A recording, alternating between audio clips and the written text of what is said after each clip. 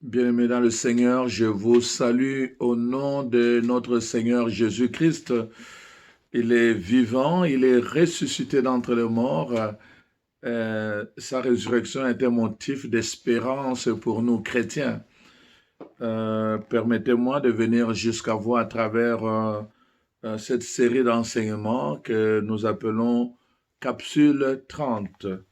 Bienvenue à nos capsules 30, une série d'enseignements de 30 minutes à partir d'un thème bien déterminé, un thème qui pourra être développé en plusieurs parties. Alors donc, nous avons engagé cette émission pour vous permettre, à vous qui vous posez des questions, à vous qui vous êtes éloignés de Dieu, à vous qui avez pris distance avec l'Église, en ce temps de pandémie, sûrement vous vous êtes posé des questions. Pourquoi tout cela? Où est Dieu dans cela? Et qu'est-ce qu'il faut faire pour revenir à Dieu? Et comment faire pour écouter la parole de Dieu, pour prier Dieu, pour lire la parole de Dieu? Par où commencer? Toutes sortes de questions que les gens se posent. Alors, je me fais porte-parole vraiment de ce Dieu qui vient nous rejoindre dans nos questionnements, dans nos moments de désespoir. Comme Jésus le ressuscité a rejoint les disciples d'Emmaüs sur le chemin afin de leur apporter un nouvel élan. Et c'est ça le but vraiment de ces enseignements, que dans nos questionnements, dans nos découragements, nos désespoirs, chemin faisant, que Dieu vienne nous rejoindre. Et aujourd'hui, il se sert de nous. Il se sert de nous qui sommes là, de moi en ce moment-ci. Moi, je viens vous parler en tant qu'un frère qui parle à d'autres frères. Dieu nous donne des talents différents et il veut que nous puissions le mettre au service des autres. Et c'est ce que je veux faire à travers ces émissions. Et je prie Dieu vraiment pour que, comme il l'a fait sur le chemin d'Emmaüs, que sa parole vienne réchauffer votre cœur, que sa parole vienne ressusciter en vous les désirs de vouloir le chercher, de vouloir l'aimer, de vouloir le servir et de le suivre, de consacrer toute votre vie à Dieu. Vraiment, il n'est pas contre vous. Dieu est pour vous. Dieu est avec vous. Sauf que peut-être nous n'avons pas eu la chance et la grâce de le connaître à cause des circonstances ou à cause de ce que les gens nous ont dit, ce que les gens nous ont fait croire. Alors, je prie Dieu que le Saint-Esprit vienne sur vous qui écoutez cette émission, que le Saint-Esprit plane sur votre vie. Il est écrit au commencement, alors que tout était en désordre, tout était tohu-bohu, l'Esprit planait. Et partout que l'Esprit planait, il donnait forme, il donnait vie. Alors que le Saint-Esprit plane sur votre vie, à travers tout ce qui est tohu-bohu, tout ce qui est trouble au-dedans de vous, questionnement, tout ce qui est rébellion en vous par rapport à Dieu, tout le reste, que l'Esprit Saint vienne planer sur vous et qu'il puisse vous donner forme, c'est-à-dire qu'il vous donne la forme de fils et de filles de Dieu, parce que c'est comme ça que vous avez été créés. Alors que l'onction touche la parole qui va jaillir de notre bouche, afin qu'en venant vers vous, que cette parole apporte la vie, que votre cœur soit brûlant du désir de connaître et d'aimer Dieu. Au nom de Jésus, nous prions. Amen. Alors, chers frères et sœurs, voilà, bienvenue à ces capsules 30. Le thème de cette première capsule va être, et plutôt, il y a un temps pour toutes choses, et c'est le temps de Dieu. C'est le temps de Dieu. Chers frères et sœurs, la parole déclare, quand tout va bien, en temps de bonheur, réjouis-toi, mais en temps de malheur, réfléchis. En temps de malheur, réfléchis. Avec cette pandémie qui a paralysé notre monde, le monde politique, le monde économique, le monde sportif, le monde d'affaires, le monde religieux, à tous les niveaux, nous avons besoin de réfléchir. Nous avons besoin de réfléchir. Bien sûr, plusieurs personnes se posent la question, si Dieu existe, pourquoi il a permis cela? Si Dieu existe, alors pourquoi on a prié et que rien ne s'est passé? Si Dieu existe, pourquoi? Devant ce genre de malheur, ce genre de souffrance, il y a toujours deux attitudes. Il y a tous ceux qui choisissent de revenir vers Dieu.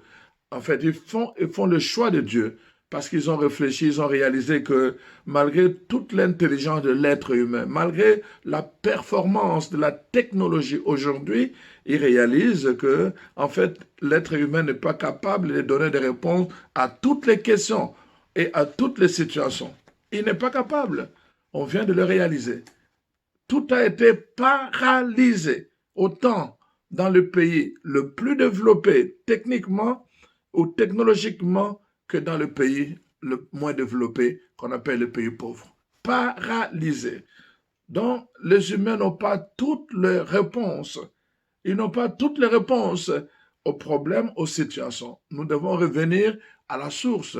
Et dans notre compréhension, cette source, c'est Dieu.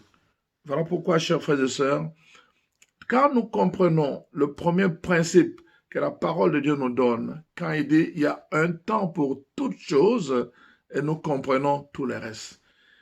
J'aime ça parce que Jésus lui-même, dans le Nouveau Testament, dans l'évangile de Marc, le chapitre 4, le verset, à partir du verset 12 jusqu'au verset 21 en particulier, mais Jésus parle à ses apôtres à propos de la parabole de la sémence, la parabole du semeur, comme disent les gens.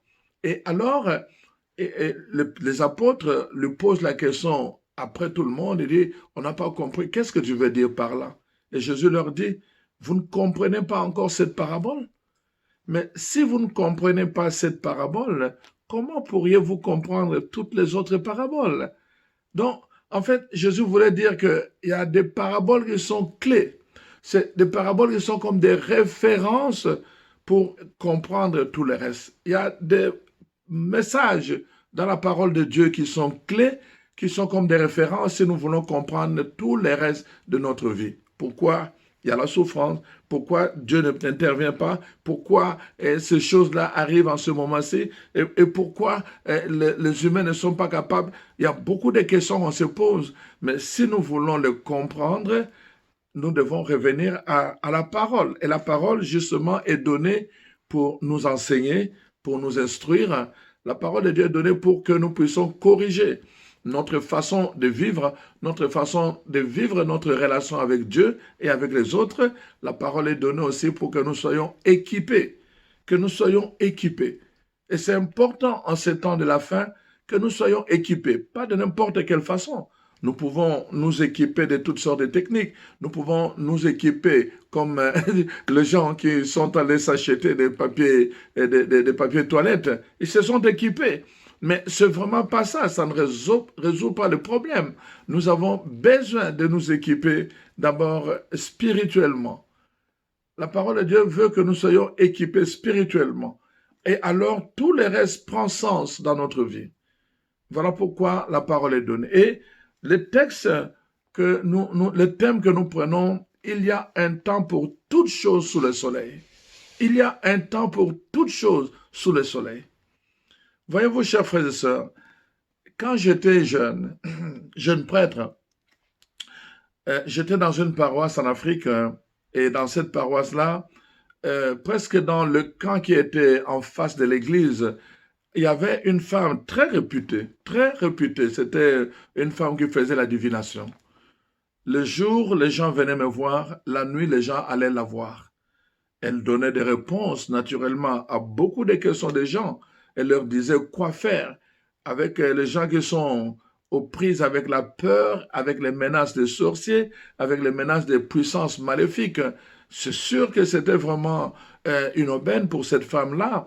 Et en même temps aussi, pour le peuple, c'était une assurance d'aller vers quelqu'un qui leur révélait les choses facilement et qui pouvait identifier la source de leurs problèmes, là où moi, je n'étais pas capable de le faire avec la parole de Dieu. Voyez-vous, cette femme, avant même que j'arrive dans cette paroisse, faisait ces affaires-là. Elle était réputée, elle était très puissante, elle était crainte dans tout ce qu'elle faisait.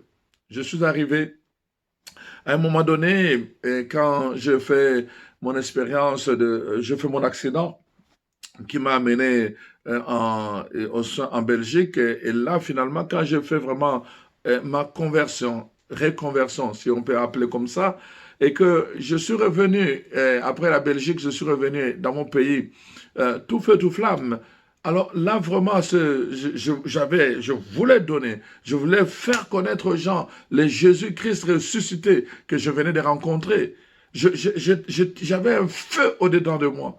Et là, j'ai commencé à organiser des séances. Il y avait 600 personnes, 1000 personnes. Et finalement, ça ne suffisait pas. Moi aussi, ma renommée commençait à se faire bâtir. Et là, on commençait à m'appeler dans des stades pour aller prêcher. Alors, voici ce qui va arriver. Cette femme, donc, qui était très réputée, qui était connue, qui faisait des divinations, les gens venaient, ils lui apportaient de bétail, ils lui apportaient des boucs, des vaches et tout le reste. Ça faisait sa fortune. Avec tout cela, évidemment, il nourrissait sa famille, il payait les minervales de ses enfants, et puis il pourvoyait à tous ses besoins. Il n'avait pas besoin d'aller travailler. Il avait tout. Les gens venaient avec les solutions auprès de lui parce que lui leur donnait les solutions à leurs problèmes. Voilà que, donc, à un moment donné, un jour, pendant la nuit, elle fait un songe. À 2 reprises, le même songe. La première fois, alors, il y avait 2 personnes qui l'ont amené dans la forêt. Et puis, c'était une montée, une montagne, une montagne. Et au sommet de la montagne, pardon, voilà que les 2 personnes lui demandent de regarder en arrière et disent, voilà, regarde, qu'est-ce que tu vois là-bas? Et en arrière, à distance, il me voyait, j'étais en train de prêcher, il y avait une foule immense et j'étais sur une strade en train de prêcher. De l'autre côté, en face de lui, il y avait des cimetières. Alors ces 2 personnes lui disent, tu dois choisir aujourd'hui. Est-ce que tu veux qu'on te conduise au cimetière ou bien tu veux retourner pour aller suivre les gens? Regarde, tout le monde est en train de suivre l'abbé Kibwenge. Et toi, tu es en train de les détourner avec tes affaires. Est-ce que tu veux qu'on te conduise au cimetière? Elle a commencé à pleurer. Elle a commencé à supplier ces 2 personnes. Alors finalement, on l'a laissée partir. Elle est revenue. Ça, c'est le premier songe. Quand elle s'est réveillée, elle transpirait, elle paniquait. Après, elle a dit non, c'est juste un songe. Elle s'est remise de nouveau au lit. Elle a dormi. Et le même songe est revenu de la même façon. La même personne l'a encore entraîné sur la montagne. On dit, on t'a demandé de te décider. Tu dois te décider. Est-ce que tu vas suivre l'abbé François ou bien tu veux qu'on te conduise au cimetière? La deuxième fois, quand elle s'est réveillée, elle a réveillé son mari. Alors, il était, je pense, 3 heures du matin, d'après le récit. À 3 heures du matin, elle réveille son mari. Alors, ils discutent ensemble. Elle dit, non, non, non, moi, je suis dans le domaine de la divination. Quand un songe revient 2 fois comme ça, il y a un message important. Je dois prendre une décision. Je ne veux pas mourir. Je ne veux pas mourir. Je ne suis pas prêt à mourir. Alors son mari dit, mais dans ces cas-là, il faut qu'on aille chercher l'abbé François pour qu'il vienne ici. Ils ont envoyé quelqu'un à 3 heures du matin frapper à ma porte. J'ai refusé d'aller. J'ai refusé. Alors à 5 heures du matin, ils ont envoyé encore quelqu'un. Je leur ai dit, je ne peux pas venir. Je dois d'abord aller prier, demander la volonté de Dieu si je dois venir chez vous. Je suis allé, j'ai prié. Le Seigneur m'a donné une parole. Alors, avec cette parole, j'avais l'assurance que je pouvais aller. Je demandais que les anges me précèdent. Je suis arrivé chez la dame. Quand je suis arrivé, elle voulait venir m'embrasser. J'ai dit non, pas encore. Nous ne sommes pas dans le même monde. Nous ne sommes pas du même monde. Alors, finalement, cette dame est retournée. Je ne suis pas entré dans la maison, je suis resté dehors. Elle est venue dehors. Elle a commencé à me parler. On a prié. Alors je lui ai dit, tu sais ce qui s'est passé dans les Actes des Apôtres? Tous ceux qui avaient fait de la magie, voilà ce que la parole de Dieu dit. Ils ont apporté tout ce qui servait à la magie, leurs livres et tout le reste. On a mis un feu, on a brûlé. Alors si tu es prêt vraiment, tu es prêt à faire le pas pour Jésus-Christ, tu dois brûler, tu dois apporter toutes tes choses, on va brûler ça. Elle est entrée dans la maison, elle a apporté un miroir, elle a apporté d'autres choses qu'elle utilisait pour invoquer les esprits afin de demander des réponses aux problèmes des gens. J'ai mis un grand feu. J'ai commencé à prier, J'ai demandé l'autorité de Dieu, vrai genre puissant du ciel. On a brûlé tout cela. Chers amis, chers frères et sœurs, il y a un temps pour tout. Je suis en train de vous parler de ce thème-là. Il y a un temps pour toutes choses. Et je vous dis, c'est le temps de Dieu. C'est le temps de Dieu.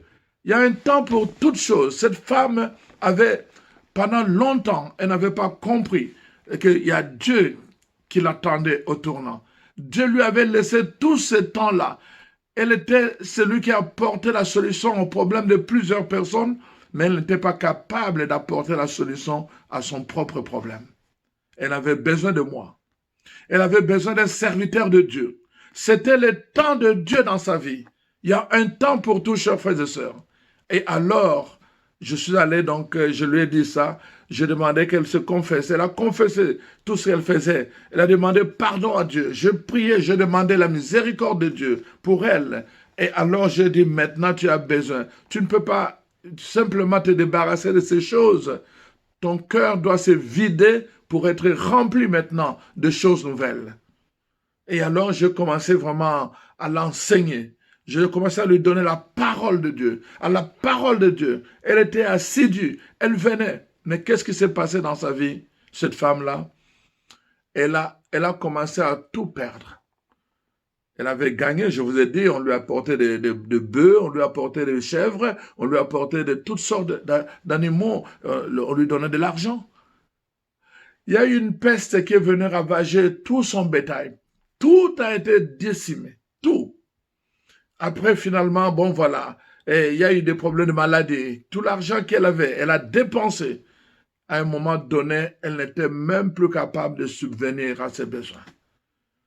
Cette femme-là, elle est venue me supplier. Elle a pleuré devant moi.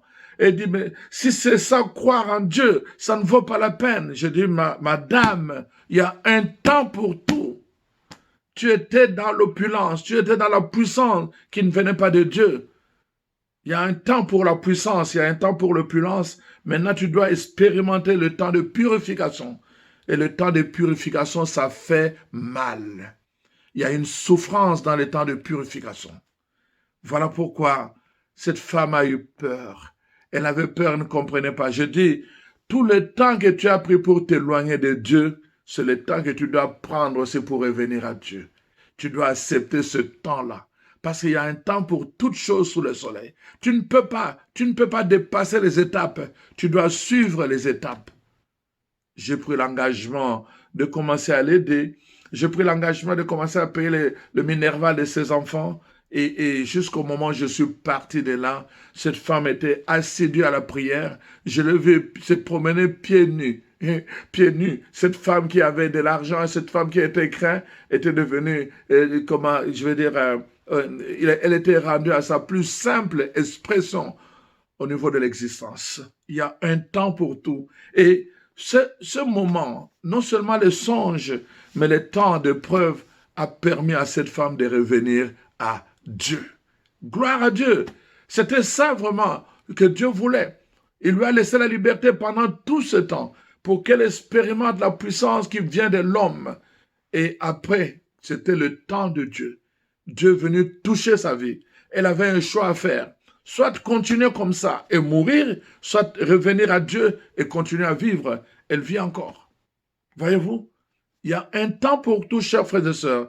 Je viens vous parler de ce temps-là. Notre problème aujourd'hui, c'est quoi? C'est que nous appartenons à une culture, à une époque où on veut supprimer la partie de la souffrance. Nous appartenons à cette époque-là. On veut supprimer la partie de la souffrance. Dès la naissance, dès qu'une femme a des douleurs pour accoucher, on lui donne des piqûres et puis, je ne sais pas comment on appelle ça, mais en tout cas, on lui donne des piqûres pour que la femme n'ait pas de douleur. Voyez-vous? C'est une bonne solution, mais c'est toujours la solution humaine parce qu'on veut supprimer tout ce qui est souffrance. Dans toute la vie, On ne veut rien de souffrance. Dès qu'il y a la souffrance, alors vient le suicide. Et à la fin de la vie, on ne veut pas non plus la souffrance. Même pas la souffrance. Alors quand quelqu'un souffre dans la fin de sa vie, on a trouvé une belle expression, on va lui donner une belle mort. Une mort qui ne souffre pas, on appelle ça une belle mort. Alors, c'est devenu l'euthanasie. Nous appartenons à cette culture-là. Nous appartenons à cette époque-là. Alors, ça pose un problème pour comprendre toute la logique de ce que la parole de Dieu appelle « il y a un temps pour toutes choses sous le soleil et c'est le temps de Dieu ». Quand nous ne comprenons pas cette première chose, qu'il y a un temps pour toutes choses, nous ne comprendrons pas pourquoi les malheurs nous arrivent. Nous ne comprendrons pas pourquoi il y a une souffrance. Nous ne comprendrons pas pourquoi il y a une pandémie. Nous ne comprendrons pas pourquoi parfois il y a la famine. Nous n'allons pas comprendre surtout des choses qui échappent à notre maîtrise. Parce que nous ne comprendrons pas le principe de base. Il y a un temps pour toutes choses. Laissez-moi vous raconter une histoire biblique avant de revenir sur le texte de base qui est dans Ecclésiaste chapitre 3. Mais je vais d'abord vous parler de Lazare, le pauvre Lazare à côté d'un riche, dans l'évangile de Luc, le chapitre 16. La parole de Dieu raconte l'histoire d'un homme riche qui était bien vêtu, qui faisait des fêtes tous les jours, il donnait des festins. Et devant sa porte, il y avait un pauvre qui s'appelait Lazare. Et la parole de Dieu dit, le pauvre voulait bien se rassasier, ne serait-ce de ce qui restait de la table des riches, mais personne ne lui donnait rien. Voyez-vous. Alors la parole de Dieu dit ceci, que à la fin, parce qu'il y a un temps pour toutes choses, les deux sont morts. Il y a eu un temps où les riches étaient riches, le pauvre était pauvre, mais il y a eu un temps où la justice naturelle s'est faite, les deux sont morts. Voilà. Et maintenant, ils sont de l'autre côté, parce qu'il y a un temps aussi, après cette vie, il y a un temps pour le jugement. Voyez-vous? Maintenant, nous sommes au verset 27.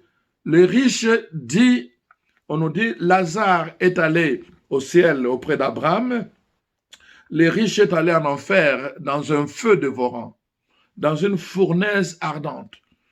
Et voici, maintenant, au verset 27, le riche dit à Abraham, « Je te prie, donc, Père Abraham, d'envoyer Lazare dans la maison de mon père, car j'ai 5 frères, c'est pour qu'il leur atteste ces choses, afin qu'ils ne viennent pas, eux aussi, dans ce lieu de tourment. » Abraham répondit, « Ils ont Moïse et le prophète qui les écoutent. » Le riche lui dit, « Non, père Abraham, mais si quelqu'un de mort va vers eux, ils se repentiront. » Abraham lui dit, « S'ils n'écoutent pas Moïse et le prophète, ils ne se laisseront pas persuader quand même quelqu'un de mort ressusciterait. » Voyez-vous?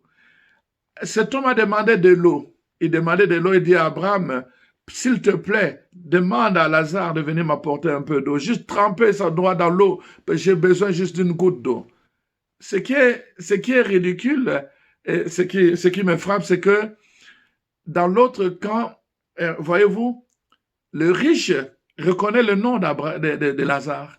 Donc il le connaissait. Quand il venait dans sa voiture, il passait là, il le voyait, il était indifférent, aucune compassion, aucune solidarité, voyez. Mais maintenant qu'il a changé de camp, parce que le temps a changé pour lui, il reconnaît qu'il s'appelait Lazare. Père Abraham, envoie-moi Lazare. Alors il dit, non, il y a un fossé entre vous et nous, je ne peux pas vous envoyer Lazare, je ne peux pas. Alors voici, qu'est-ce qui se passe? Maintenant, ce qui est intéressant aussi, c'est que là, il réalise que pendant longtemps, il était dans le temps de l'opulence. Sa vie était riche, il pensait qu'il resterait toujours riche. Il pensait qu'il serait toujours dans le bonheur. Et là, il réalise que c'est un autre temps qui intervient dans sa vie. Et qu'est-ce qu'il fait? Il se souvient quand même qu'il a 5 frères et il plaide pour que ces 5 frères ne se retrouvent pas dans la même situation que lui. C'est intéressant, n'est-ce pas? Mais j'aime la réponse Plus intéressante encore, la réponse d'Abraham. Abraham dit, mais écoutez, on n'a pas besoin d'envoyer Lazare qui est déjà mort, qui est ici. Ils ont Moïse et le prophète qui les écoutent. Alors il dit, non, c'est sûr que moi j'étais déjà là. Moïse et le prophète parlaient, ça ne nous disait absolument rien. Mais si quelqu'un de chez les morts s'en va vers eux, sûrement ils vont l'écouter. Voyez-vous? Et alors, Abraham dit, mais non, ils doivent écouter les prophètes qui sont là. Ils doivent écouter Moïse, qu'il écoute l'abbé François Kibwenge, qu'il écoute tous les autres prophètes qui sont en train de leur parler en ce moment qu'il y a un temps pour toutes choses sous le soleil. S'ils ne les écoutent pas, quelqu'un viendrait de chez les morts. D'ailleurs, ils vont fuir. Hein? Ils vont fuir. Personne, nous avons l'habitude d'accompagner le mort au cimetière. Mais si jamais un mort revenait vers nous, nous allons fuir. Les gens n'acceptent pas les retours de morts. Ils vont fuir. Mais ces riches demandaient justement qu'on envoie un mort vers le vivant pour leur apporter la parole. Et Abraham dit, ils ont le prophète qui les écoute. Mon frère, ma soeur, je te parle en prophète. Je suis ton frère dans la foi, mais je suis aussi le prophète de Dieu. Je viens te parler qu'il y a un temps pour tout. Peut-être pendant longtemps tu es resté loin de Dieu. Pendant longtemps tu étais rebelle à Dieu. Pendant longtemps tu étais insensible à la question de Dieu. Pendant longtemps tu as blasphémé contre l'Église, contre Dieu. Il y a un temps pour tout, un temps pour la rébellion, un temps pour l'indifférence, mais cette pandémie vient te rappeler que tu dois chercher, tu dois réfléchir, parce qu'il y a un temps aussi, un temps de Dieu. Dieu veut régner dans ta vie. Dieu veut reprendre sa place dans sa vie, dans ta vie. Dieu veut que tu puisses le rechercher maintenant. Dieu veut que tu puisses rechercher sa face maintenant. Dieu veut que tu puisses revenir à lui de tout ton cœur maintenant. N'attends pas une autre pandémie, parce que ce qui va venir après la pandémie sera encore grave. Ce qui va venir après la pandémie, ça va toucher la famine et ça va toucher les finances. Prépare-toi à cela. Ce n'est pas encore fini là. Donc, à travers toutes ces choses que Dieu permet, ce n'est pas Dieu qui les envoie, mais Dieu permet que ça arrive, c'est toujours en vue que les enfants, ceux qui se sont éloignés de lui, reviennent à lui et que son peuple puisse rechercher son visage. Il y a un temps pour toutes choses. Maintenant, c'est le temps de Dieu. C'est le temps de Dieu. Nous allons prendre le temps parce que nous allons revenir sur le texte de base. Le texte de base qui est le texte en fait de la sémence. C'est important, chers frères et sœurs, que cette première partie que nous connaissons puisse vraiment, que je suis en train de vous donner, soit bien comprise. Il y a un temps pour toutes choses sous le soleil. Si tu ne comprends pas cela, tu vas précipiter les choses. Si tu ne comprends pas cela, tu vas parfois refuser certaines choses qui sont nécessaires pour toi, pour ta vie. Parce que tu ne comprendras pas qu'il faut que ça arrive pour ton bien. Tu ne comprendras pas certaines choses qui vont t'arriver et qui vont t'empêcher comme obstacle parce qu'il y a un danger qui t'arrive. Un danger peut-être qui est en avant de toi. Il faut que ces choses arrivent. Si tu ne comprends pas ce principe de base pour tout enfant de Dieu, qu'il y a un temps pour toute chose sous le soleil, tu seras malheureux toute ta vie. Tu vas courir et tu passeras ta vie à courir. Tu n'auras pas de repos. Tu vas te lamenter, tu vas murmurer, tu vas insulter, tu vas te révolter et tu resteras dans la révolte toute ta vie. Tu ne trouveras pas de paix parce que tu vas ignorer un principe fondamental que Dieu a établi pour l'éternité. Et quand nous oublions ce principe, nous allons souffrir. Il y a un temps pour toutes choses et maintenant c'est le temps de Dieu. C'est le temps de Dieu. Il y a un temps pour toutes choses. Je veux vraiment marteler là-dessus. Je veux que tu reviennes là-dessus. Il y a un temps pour toutes choses dans ta vie. Ne te décourage pas par rapport à ce qui t'arrive. Ne te décourage pas par rapport à tout ce que tu as vécu. Ne te décourage pas. Tu t'es posé beaucoup de questions. Mais je te donne la réponse là. Il y a un temps pour toutes choses. Il y a un temps pour toutes choses sous le soleil. Et maintenant, c'est le temps de Dieu. C'est le temps pour que tu recherches Dieu de tout ton cœur, de toute ton âme, de toute ta force. C'est le temps de Dieu. Alors, nous allons terminer avec ça et nous allons reprendre dans la série qui suit encore cet enseignement qui est très important pour nous. Il y a un temps pour toutes choses. Rendez-vous pour la deuxième partie. Soyez bénis au nom de Jésus.